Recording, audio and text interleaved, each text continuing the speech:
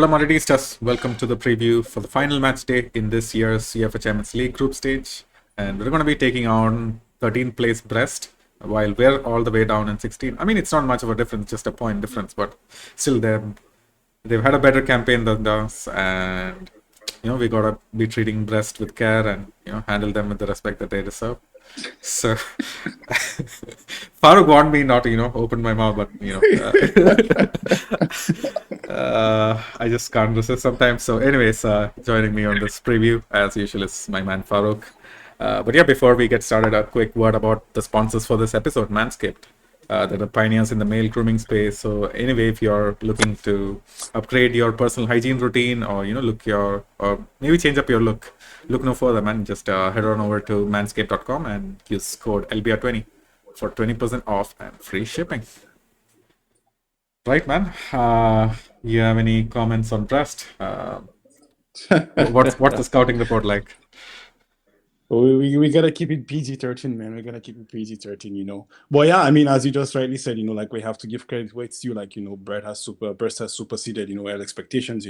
I think they won 2 games or 3 games, something like that, and they drew one and lost another one. I guess I'm not exactly sure what it is. Like, they've been really actually Brest won 4 games. My bad. Wow, Brest won 4 games, drew one, and lost two, Yep. which is quite significant, and for that they have a cumulative point of 13 and we have 12. And like it's been like for them it's been a low block and hitting on the counter, relying on 2 3 attackers to get the job done, and it's worked so far for them in Europe, honestly. And it's a state that they're are in the run for even automatic qualification. So yeah, I mean, it's not been looking very well in the league, but it's understandable because when you consider the resources that they have, juggling Europe and the domestic league it's not easy at all. I mean, even the recent transfer they had just last week I think was a fourth division player on a free transfer. I mean, you can imagine, how does that even make sense? It's not even a second division; it's a fourth division player on a free transfer. You understand? And at that, I think the guy was like 19 years old or 18 years old. So, like, I mean, you see all of this, and you see the levels to it that like we at Real Madrid we have. Like, I mean, okay, I mean, yeah, compared to them, we have shit ton of defenders, and like we're still asking for more defenders, to come in, and you can see there are levels to these things, honestly. But yeah, Barca's like outdone themselves and outshined themselves, and like we could be in for a for a rude awakening if we undermine the capabilities of Brest. Definitely, man. And I did look into like which games they could actually win. It's not any heavy beaters that they were just actually able to perform well against. They won against Sturm Graz, that team from Poland. RB Salzburg, as we know that level. We played them. They're not that much of a good team. They won against Sparta Praha, who again had a decent campaign. PSV, they won.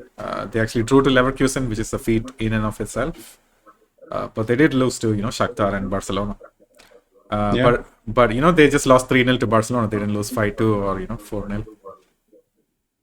So Exactly, and I think maybe you can even highlight the standout tie for them was the 1-1 draw with Alonso's Leverkusen, the high flying Leverkusen. I think that can be and I think the thing about Brest is that they have defeated the teams that you would expect them to would be like in their range. You understand? I don't know if that makes sense. Like teams that you would expect to be at their level. The Salzburgs, the Spartans, and the Storm Grows and all that. So like they have handled their business, and this is why they're at this place here. You understand? It's not like they've gone out killing giants. No. And this is the thing about this the new format of the Champions League. If you're able to win the games that you're expected to compete in, you would find yourself, in a very promising position. And this is what Brest has literally done. Like they have won the games that you would expect them to have a chance winning. And when they go against, the Barcelona and even, at least in their context, like Shakhtar also are heavyweights compared to them. And then, they were able to even get a draw, a point, in Germany against Leverkusen. Oh, sorry, at home against Leverkusen. So it's been, it's been a very good campaign for them. So that's why I just feel like, especially when we consider like our difficulties in creating clear-cut chances. When we go to play against a low block of Brest, who are like determined to eventually get that point or even get even 3 points, to kind of cement themselves in the top 8 or something like that would be quite interesting. Because I was reading actually across the weekend that like there is a simulation has been run, and it says that within 15 and 16 points is going to be enough to guarantee a position in the top 8. And right now, Brest are 3 points away from that. They're 13. They have 13 points. Real Madrid have 12 points. You understand? So if that simulation is to be believed, we are literally having a shootout for a place in the top 8. But then, of course, that it's just simulations are always flawed, and it doesn't take into account the all other teams that are above us as well and lack thereof. So yeah, both of us have an outside shot, and I believe Brest will want to end this memorable group stage on a high for themselves and their fans, and even a point for them will be equals to a victory. Definitely, man, and I'll take those chances. I'll take anything at this point to get into the top 8, just to avoid the playoff. But yeah, like you said, it's going to be a hard one, especially away, where Brest are going to be playing their classic low block. It's almost like the team from our team from like last year, where we just go into this mid to low block and then somehow attack with just Vini and Rodrigo. They have a similar setup going on with but except their attackers are obviously of lower quality with Balde and Ayorke, but it's a very similar plan, and it goes to show why teams have had a difficulty breaking them down unless you are Barcelona. Exactly. So that's the thing. They're not they're not, as you said, like controlling possession or anything. They're going to give us a lot of the ball. That's just it. But like the point is, they give you the ball in non-dangerous positions. They let you hold the ball away from their goal, and they, as you rightly mentioned, they have these two players. Like Balde and Ayoke. I think if I'm pronouncing his name correctly, like those are the people who are the outlets for them. So it's something that we have to be careful about, and especially considering the fragility of our defense. Even we scored 5 at the weekend, but we still considered. Oh, sorry, we scored 5 in the midweek last week, but we still found a way to concede as well. So this is the thing that's there. Like these players, these people will look to counter, and especially when we look at what our fullback and our centre back options are, it's not it's not the best out there. So these players looking to make a mark against Real Madrid. And as we know, like all these attackers, they remember how to score golazos against Real Madrid. Even against Salzburg, you could see like we scored 5 goals and they found a way to score a very good volley against us. So this is the thing, we have to really be wary about those 2 attackers and how they move on the break. Yeah, there you go. I mean, the only hope for me is that Ayorke plays a bit more centrally, and it's Balde who plays on the right. So at least Lucas Vazquez, if he plays, is probably going to have a lighter day compared to Mendy. Yeah. I mean that's also like the thing about this kind of team is actually when they break, they usually tend to break centrally. You understand? It's not like they break either on even if you're positionally placed either on the left or on the right. You understand? It's like you break through the right, and then like maybe someone overlaps, and you kind of create a diagonal run for someone to make that run in the channel, similar to what we saw with Vinicius and Rodrigo last year. As you just highlighted previously. So it's gonna be that like although people have positions, like when you see the runs they make, the run is gonna start from the right, and eventually it's gonna be a run to the central positions as well. So it's going to be quite a quite a day for the defenders if Brest gets their way.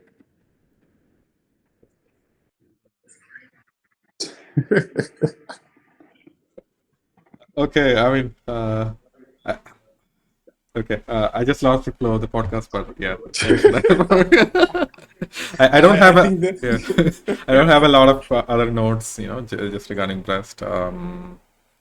Yeah, it's going to be a hard one, especially since we're going to travel. We saw how Lille gave us a hard time, and this Brest team worries me a bit more, just because of the setup they have and everything. So yeah, we definitely can't take them lighthearted. Do you want to go into the ad break, and then when we come back, and we'll just discuss the lineups and predictions? Sounds good. Yeah, definitely. Okay, Torres, take it away. Hola Madridistas, I'm back once again to remind you that if you want to help and support this project of ours, this channel, you can do so by going to manscaped.com, using our code LBR20 to get 20% off and free shipping worldwide. That's our code LBR20 to get 20% off and free shipping. You help us out and you get a cool product. This time I'm here to introduce you guys to the Chairman Pro. It is a trimmer that features 2 interchangeable blade heads, one called the 4-blade foil, which is to get that super smooth baby skin, and the other one is called the stubble trimmer, for if you want to still have that little bit of stubble but look a bit cleaner and fresher. You can do both with the same trimmer. It also features flex adjust technology. It adjusts it to your face, how you shave. You can also lock it for a full precision. Best thing is waterproof. You can shave yourself in the shower if you want to. It's completely waterproof. It features 75 hours of battery life. So if you're going on some kind of travel, you can charge it beforehand and it will still have enough battery for the trip. Also, if you're going on a trip, you can lock it so that it doesn't turn on as you go. It has an LED. It's a great thing, and especially now that Christmas is coming up, if you want to send it as a gift to your boyfriend, or if you're a man, get it for yourself or your brother, dad. It's a great gift for any man, and this bad boy can even get up to like 5 days of beard, so you don't even need to trim it down before you can fully shave it. This does it for you. So yeah, get this at manscaped.com. Use our code LBR20 to get 20% off and free shipping. That's code LBR20 to get 20% off and free shipping. Thank you for watching, and back to the video.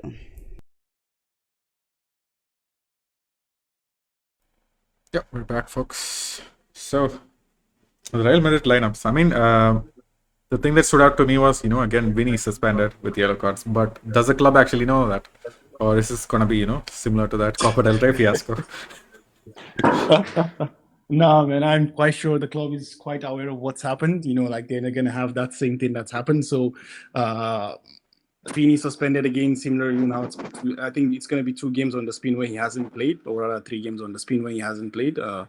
And it's going to be quite interesting, when you come to these games that are really important. And this is a game that, like Real Madrid will look to, win with as much goals as possible to give them the best chance, to qualify for the top 8. And, arguably the best player on the team is suspended through, I don't know, when you look at half of the yellow cards that he's gotten, it's just been through, being a big baby, more or less. So it's quite unfortunate. I mean, this is a discussion that we've had literally every week. So I would, just suggest let's, move past that and just accept that this is what it is. Like there's nothing we can do about that.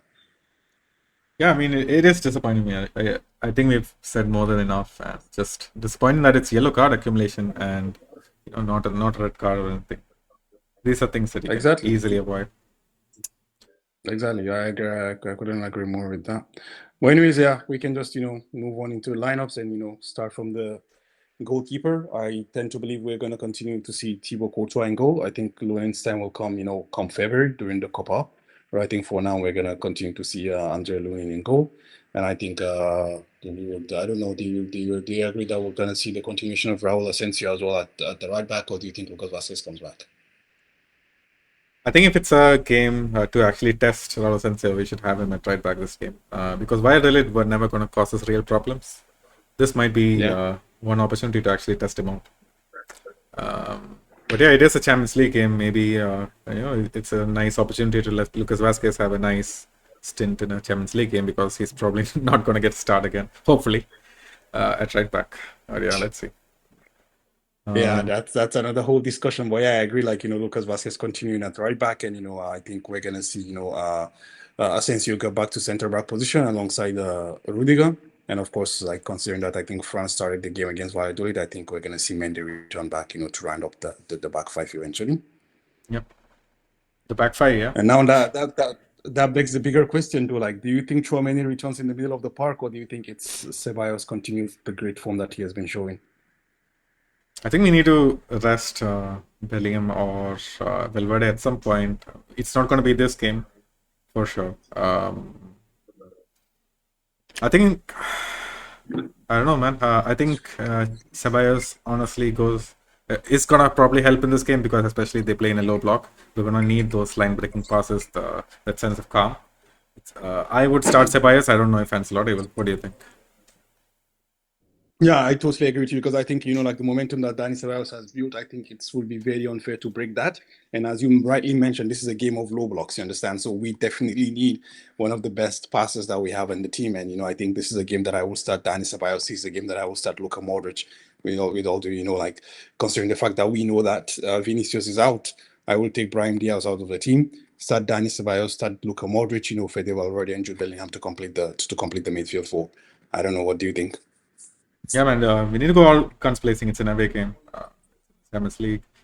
Even if we could have that minute chance, to actually make it to the top 8, we should take it. But yeah, that's I don't have any complaints with that lineup. I think maybe in the next league game or something we can give them a bit more rest, or if we actually get a couple of early goals in, maybe just take out the whole midfield, play whoever we have on the bench, something like that works. But yeah, up top for me it's just gonna be Vini and Rodrigo or no, it's actually Mbappe and Rodrigo. Yeah. Yeah, you've done the mistake that you were expecting the club to do, Exactly. Yeah, man. I agree with you, man. Up top, Mbappe, continuing his great form, from the hat trick at the weekend, returning to France. The last return to France with, against Lille wasn't too well. I think, like against Brest, he's gonna show, he's gonna show his mettle and, dish out some, also some goals against Brest to continue, his good form. So yeah, I look forward to that. And also like, the man who has been disrespected, Rodrigo, like he's also, reminding people why, Real Madrid paid the big bucks for him, like from Santos, and he's showing that form again. And as we always call him, Mr. Champions League, so we expect him to come out to mean in business and, to get stuff done. Definitely. I mean, I want to touch upon this as well. Like, what do you think about who's the guy? Brahim Diaz's performance in the last 3-4 games. He's at least come on as a bench player in all of these games. So I think he has actually quietened down compared to his like early season form or last season's form. Like, what do you think is going on there? Yeah, I totally agree with that. And actually, that's the thing. I always say this, like, like Brahim, always I say he should not be a starter. And one day he starts a game and he performs really well. But I think also this last couple of games, because, the reason why you're talking about this is that, like, Vini has been suspended for 2 games in the league and then now in the Champions League. And, and Brahim has been starting these positions continuously. And this again just fits what I believe that, like, Brahim Diaz is not the player that should start games. He's very impactful when he comes off the bench. I would honestly move. I know that, yeah, Brahim is the first option we have off the bench. But for starting games, I think it's better to move towards Arda Güler than, Brahim Diaz for starting. I just feel like Brahim has this niche of like, having impacts in bursts. So it means that he cannot be sustained over 90 minutes. So you give him 30 minutes to come into the game, he's going to show you what he's made of. You understand? But again, I mean, let's not like, downplay what his contribution has been, even though he has started across the last 3, games also. I think he has contributed significantly, but what's happened is that like that contribution is not comparable to what he has shown, when he has been called on as a substitute. I feel like he's been more impactful when he's come on as a substitute rather than when he's, started the games. I mean, it's not just more impactful. There's like a difference in night and day. You can just clearly see it. But my hope was even in a few games when Rodrigo or Vini were missing last season, he actually had very decent starts, and he hasn't been able to actually do that this season. Please, let's see. Maybe it's just a setup, it just makes it harder for him, and then he has to touch the touch line on the right and provide width. When Carvajal was doing that all season last year. So yeah, exactly. Yeah, that's true as well. That's true because that's very true. Like Carvajal was more of the winger, and this guy was like inverting more or less. But like now he has a different role. I think all of this comes into playing, play a role as well, and the impact of the performance of Brahim Diaz.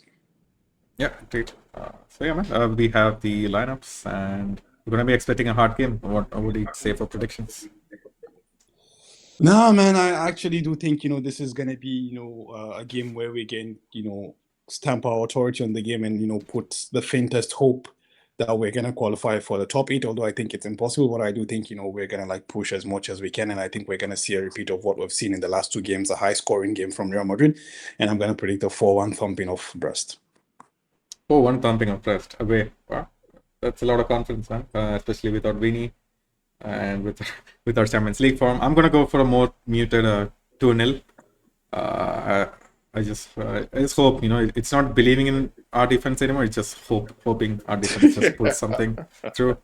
So yeah, a 2-0 for me. Yeah, I mean this episode was not filmed live, so we don't have any comments as usual. But yeah, stay tuned for the post match and the upcoming previews. We're gonna have a lot more content, but we're gonna go live. And yeah, that's it, Farooq. Do you have any closing thoughts? Nah, I mean, it's all good, man. Like, I mean, as you said, well, it's a strange one because it's not live, but yeah, this is the thing, like Brest does strange things to people, man. So that's the thing. All right. Until next time, folks. Hala Madrid. Hala Madrid.